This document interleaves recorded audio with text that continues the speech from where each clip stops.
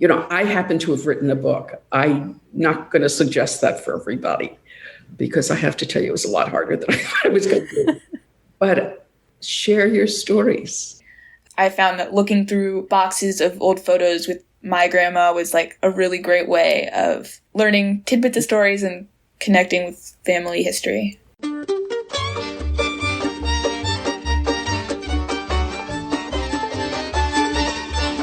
This is The Book of Life, a show about Jewish kidlit, mostly.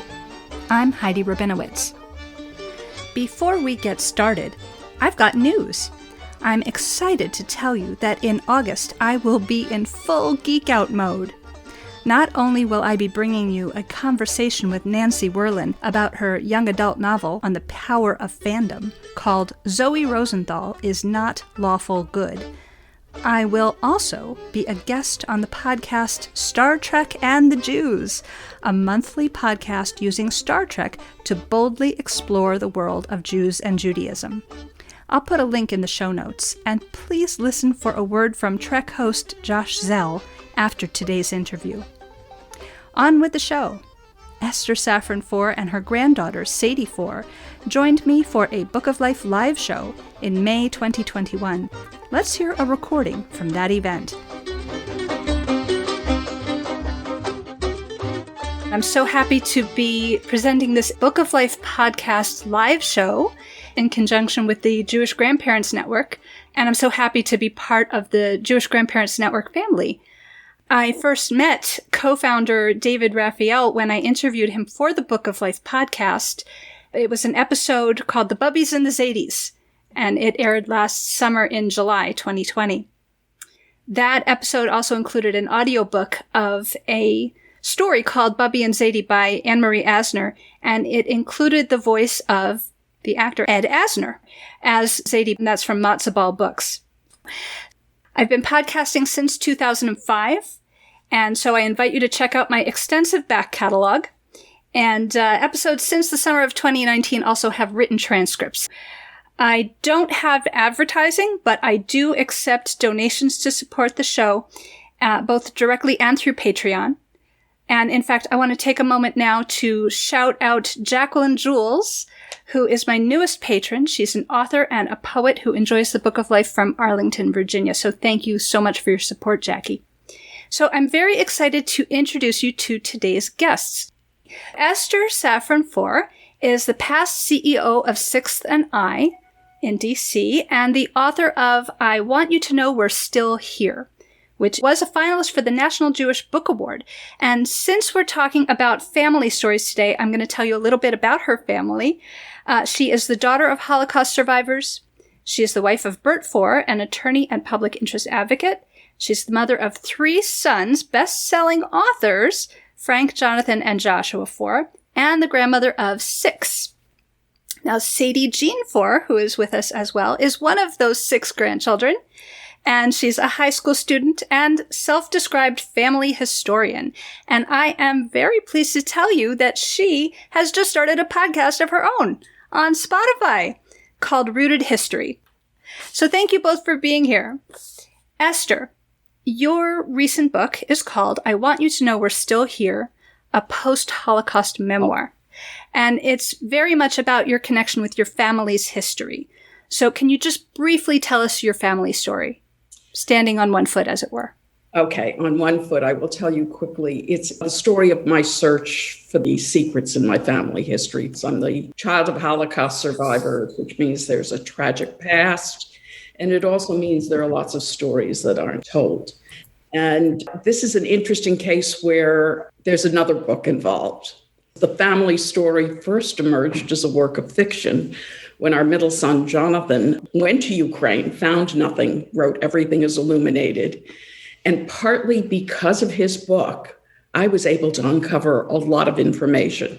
People called me and said, he wrote this book. It's just not true. And then the book became a movie, which, added more phone calls. And I'd say, of course, it's not true. It's a work of fiction. It's a novel. But people didn't want to hear that. What they wanted to do was tell me they know the real story. And I started to hear pieces of stories and put them together, just kind of cataloged them in the back of my head. Then in 2009, I took the trip to Ukraine, and I took it with Sadie's father, actually, our oldest son, Frank. We found so many of the missing pieces. We found much more than we ever expected to find. We found the family that hid my father for some part of the war. I found the name of my half-sister. It was not recorded anywhere in any databases. So the book is actually 3 parts. It's my parents' story in Ukraine growing up. It's when I came into the picture in post-war Europe, spent the first couple of years of my life in a DP camp. And then, of course, it's the story of the search and what we found. The book has just come out in paperback, which has also a reader's guide from the Jewish Book Council with new information in it. So the title, I Want You to Know We're Still Here. Who is the you and who is the we that you're referring to? That's a great, great question. And there are lots of yous and lots of we's. When I went to Ukraine, I felt I wanted to leave something of myself behind. I also wanted to take something back with me. And what I took back was dirt from the mass graves where my family is buried. What I decided to leave was our annual Rosh Hashanah card. That's a really big deal in our family. It started with our sons. I remember when Sadie was the first grandchild. For many years, it also included my mother. At its peak, it included 14 people. And my grandmothers were buried in those mass graves, in different mass graves. My aunts were in those graves, my cousins. And at every mass grave, Frank and I, who borrowed a fork from the local hotel that we were staying in, dug a hole and buried this card. And so in its most literal meaning, it's that I was saying, this is very mystical. I was saying to my grandmothers, you probably thought no one survived, but we're still here and we're a family that's growing. So that's the most literal. But who else? I decided to write this book because every generation's stories disappear.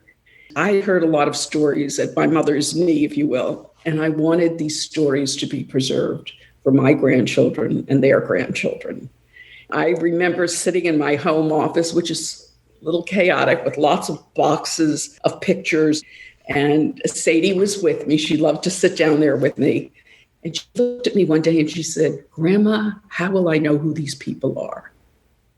And I realized how right she was. I knew who they were. I hadn't even put names on the backs of pictures because I knew. And I knew I had to preserve those stories. I had to do it for Sadie, for her sister, for her cousins, and for future generations, because if I didn't, nobody would. Sadie, I want to ask you, what do you think about all of these stories that your grandmother has shared? How do you respond to them? How have they influenced you?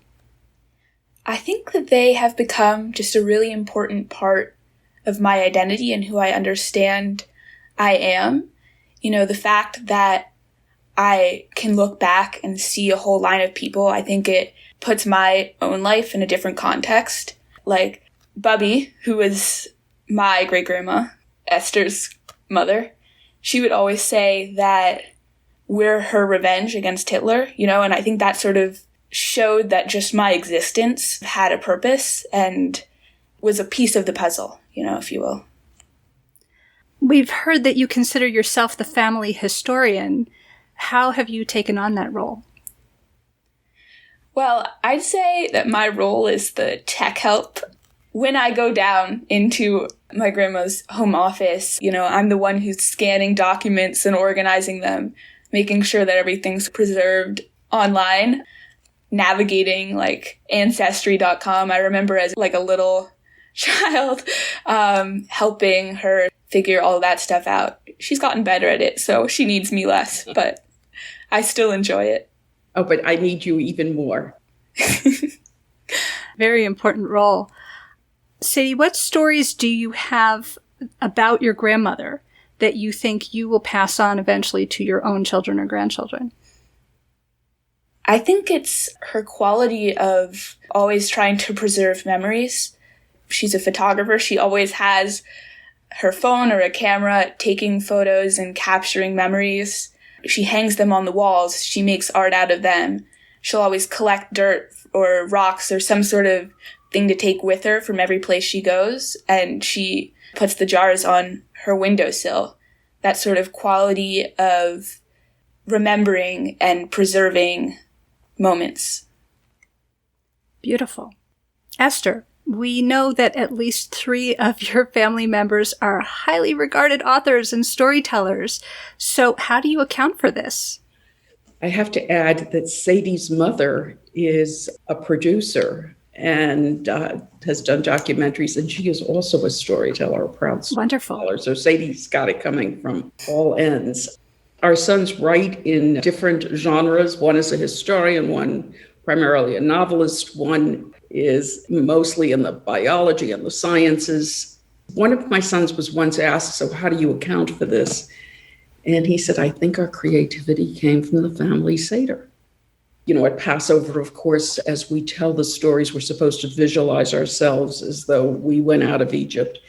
And what that involved when our kids were little were plays and productions and casting calls. And Sadie's generation took that on full steam. I remember when her cousin Leo was born and they put him in a basket and he was baby Moses.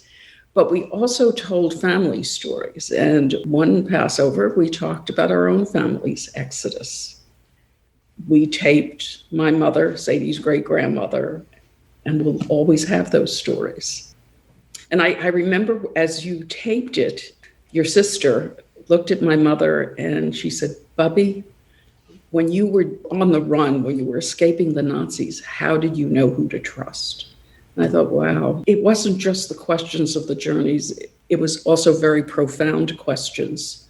I also remember my mother at one point talking to her grandsons or her great-grandchildren, talking about when she came back to her shtetl. The war hadn't ended, but it had ended in that part of Europe. And she and her friend who had been on the run together wanted to come back and see their family. And of course, no one was there. And someone took them in for the night, but they knew they couldn't stay very long because there were still pogroms and murders. And she said, you know, this guy was really nice and he fixed dinner for her and her friend Sora. And my mother looked at the boys and she said, but I didn't eat. And they said, you didn't eat? Why didn't you eat? And she said, what do you mean, why didn't I eat? And they said, but you were hungry. Was it because it was pork? And she said, if nothing matters, there's nothing to save. And I don't think it's the question of the pork or the kashrut, but what is it that matters? And in our family, these stories matter. Our history matters. And I feel really great knowing it's going to be carried on with Sadie at the helm. We mentioned your well-known progeny. I want to give you a moment to kvel about them. So is there any particular achievements of theirs or projects they're working on or anything that you'd like the world to know about them? That they produced amazing children. That is what I am most proud of. I am proud that they care about the world, that they have devoted their professional lives, whether it's writing books about politics or novels, or it's about making the world a better place. I already see that in my grandchildren. Sadie and Theo and I do chesed cooking once a month for homeless families. Sadie's an environmentalist. That's what's most important. Sadie, what are the advantages and disadvantages of being surrounded by all these great storytellers?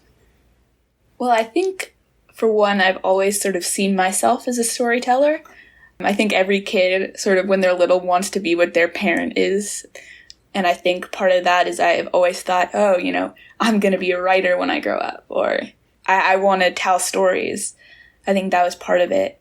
On the other hand, you asked, like, what disadvantages? I think sometimes because everybody's a storyteller, sometimes things turn into, like, myths, which is a kind of a good thing and also a bad thing, because in something being like a myth, you see the grandness. It's like this great tale of Bobby escaping and coming to America. But also the flip side of that is that I think it sort of hides some of the pain, which for a little kid is probably a good thing. But as you grow up, you sort of understand that and have to figure that out on your own. So you consider yourself to be a storyteller? I do. I think so. In my own way. In the way that all the other people in my family are a storyteller in their own unique way. So you've just started a podcast, which of course is also a form of storytelling. Can you tell us a little bit about your new show? Yes, I can indeed. Plug it. It's part of a history project that I'm doing where I'm looking at a certain plant and how it affects the history of that region and impacts that. So the first episode is about maize in Latin America. And there's one about bananas coming soon. What inspired you to talk about the history of plants? Well, I am a plant nerd. I love gardening inside and outside. As part of my history class, I've just really enjoyed learning about that history, and I wanted to combine the two of them in the form of the podcast, which is something else that I really enjoy. So it's been a lot of fun. So, Esther, what recommendations do you have for other grandparents about sharing family stories with their children and their grandchildren? It's one of the greatest gifts you can give them. Sadie just told you she sees herself as part of a history. It's a history that's had ups and downs, but she's part of a continuum. There have been a lot of studies done, actually, which talk about the fact that kids who understand their family history are much more resilient as kids, more resilient as adults. They know that tragic things can happen, but that you can survive. When I think we all sat through the pandemic, and I found myself going, well, my mother's been through a lot worse than this. I just got to make sure that I have as much flour and sugar in my cabinet as she had in hers, because she was always prepared for every catastrophe. It's a bonding experience. It creates stronger families and stronger individuals. And, I happen to have written a book. I'm not going to suggest that for everybody, because I have to tell you, it was a lot harder than I thought it was going to be. But share your stories. A number of years ago, maybe 5 years ago, our house was broken into. And among the things that were taken besides computers was my jewelry. And the police came and they were doing fingerprints. And one of them said, well, you're not hysterical. Inside I was a little hysterical because I knew that I would not have that gold watch ever again. But I realized these were things. And if I were going to pass on to Sadie Jean, my Aunt Jean's watch, she would remember that, and then she would pass it on. But it was who these people are that I wanted to pass on. The things were just things. During Passover, 2 of Sadie's cousins came down for the week. I took our 4-year-old granddaughter, B, to the bookstore to get something for her. And I very proudly said, let me take you upstairs and show you where Grandma's book is on the bookshelf. And she looked at the book and she said, I'm in that book. Somebody had shown that to her. And she knows that's part of her story. And more amazing still is there's a family tree in it. And she flipped through it and she can recognize her own name. And she said, there I am. So at 4, she understood she's part of a family that's continued for generations, that she's part of the story. And by the way, that wonderful, beautiful little girl, B, her middle name is Asya, after my half-sister. She carries that memory forward in a beautiful way. She somehow knows that's special because she will introduce herself as B. Asya. She understands there's something special about that. That's lovely. You've talked about why it's very meaningful. Do you have any practical advice about, how-to type of advice about sharing stories between generations? I definitely have some advice for receiving the stories. I think the number one thing is just to ask questions, Your family members, they have all of these stories. I'll be at Grandma Esther's house. I'll find something and I'll be like, Grandma Esther, what's this? And she'll explain the story behind it. And I think a great place to start with that is your name. Like for me, my middle name is Jean. I'm named after Aunt Jean. And I think that that's a great place to start, is asking about who you're named after and whose story you carry with you in your name. I would also add, as a person who listens to stories, I find that it's always a little more interesting when there are like photos or objects, something sort of tangible to look at and connect with the story. I found that looking through, boxes of old photos with my grandma was like a really great way of learning tidbits of stories and connecting with family history. Good advice. Thank you.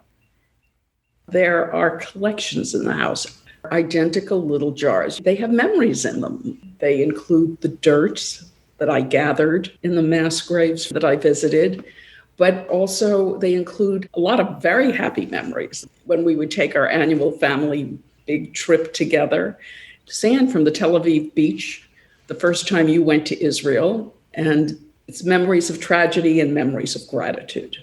I have these little boxes that are in the living room, and it's very carefully curated. There's silver boxes, there are old leather boxes. That collection actually started, I was with Sadie's father, and we were in the attic in our old house, and my father-in-law had just died. And we had this box filled with papers stuffed in no rhyme or reason. So Frank and I started to go through it, and we found this little tiny beat up leather box. And we said, why did he save this? And we opened it up and we found the date of birth and the date of death of his great-grandfather. So somebody in the family had saved that. And we thought, well, we've got to preserve that. So it's on a table with my great Aunt Jean's silver compact and other boxes that have been part of the family, somebody's cigarette case. I remember when Sadie was born. Of course, I remember when Sadie was born, my first grandchild. And my mother said, what can I give Sadie, her first great-grandchild? And we put together a shadow box of a silver spoon that my mother carried with her from Europe. And there's a note to Sadie that said, I brought this silver spoon with me when I left after the Holocaust, and I hope you will always have a silver spoon in your mouth. I have it sitting in my room now in a place where I see it every day. Here it is. You can see the spoon and a photo of Bobby and Grandma and the note, which, because it's in the sun, has faded a little bit, but you can still read it. That's so wonderful. Thank you for showing us. It's all of the little things. It's telling pieces of the story. It's maybe the boxes on the table and somebody picking one up and saying, what is this? The gifts that you give. It would probably be a little counterproductive to sit down and say, let's tell the family story. And you couldn't come up with it in total anyway. But it's about weaving it into everyday life. So on the podcast, we always have Tikkun Olam time, when I invite my guests to share with listeners an idea for helping to repair the world. Do either of you have any advice that you would like to share or action you'd like to invite people to take to help heal the world? Sadie and I are both interested in climate change. She's much more of an activist than I am. Her uncle Jonathan, my son, wrote a book about eating animals. It's the small actions we can take. I mean, certainly, on a global level, the nations are all trying to figure out what they're going to do. But by eating meat less, we can make a huge impact. We don't have to give it up, but maybe do it only one day a week. If we take some individual actions, we'll have a huge impact on preserving our climate. You can make a difference. Thank you. Sadie. I think that was a great, very practical tip. I was reading about this idea of being fractal and the way that we are on a micro level in our relationships and our lives sort of can reflect how we are on a big level. So just focusing on friendships and relationships and making sure that those express the qualities that we want to see in the bigger world. Interesting. So I'm not sure I understand when you say fractals. Can you explain that a little bit more? Yeah. So it's a mathematical idea. I don't know if you've ever seen like a fern leaf, for example, where on each little part of the fern, it looks exactly like the greater part of the fern. And really, the more you zoom in, it just keeps looking the exact same. If you take that sort of mathematical concept and translate it to like a social context, that the way we are on a micro level reflects the way we are on a macro level. Wow, interesting. All right, thank you. Esther and Sadie, thank you so much for joining me on the Book of Life. Well, thank you. Thank you so much for having us. And thank you again to the Jewish Grandparents Network for setting up this program.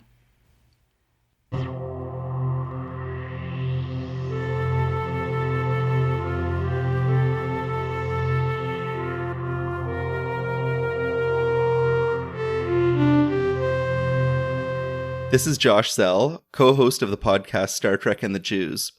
Heidi will be joining us on our show to talk about Jewish books on August 9th, 2021. So come and check us out at startrekandthejews.podbean.com or Star Trek and the Jews at all the places one normally finds podcasts. And in Book of Life tradition, I'd like to dedicate that episode to our friends at the Yiddish Book Center, who over the years have graciously allowed us at Star Trek and the Jews to use their wonderful archival audio of the late Leonard Nimoy. This is Nancy Werlin, author of Zoe Rosenthal is Not Lawful Good. And I want to dedicate this Book of Life podcast to your in-person reunion with a group of people that you absolutely love hanging around with. For me, for example, that's my book club. I wonder who yours is.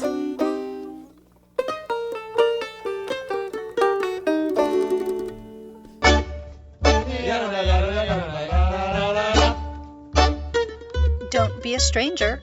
Say hi to Heidi at 561-206-2473 or bookoflifepodcast@gmail.com. Check out our Book of Life Podcast Facebook page or our Facebook discussion group, Jewish Kidlit Mavens. We are occasionally on Twitter too, at Book of Life Pod. Want to read the books featured on the show? Buy them through bookshop.org/shop/bookoflife to support the podcast and independent bookstores at the same time. You can also help us out by becoming a monthly supporter through Patreon or making a one-time donation to our home library, the Feldman Children's Library at Congregation B'nai Israel of Boca Raton, Florida. You'll find links for all of that and more at bookoflifepodcast.com. Our background music is provided by the Freelock Makers Klezmer String Band. Thanks for listening and happy reading.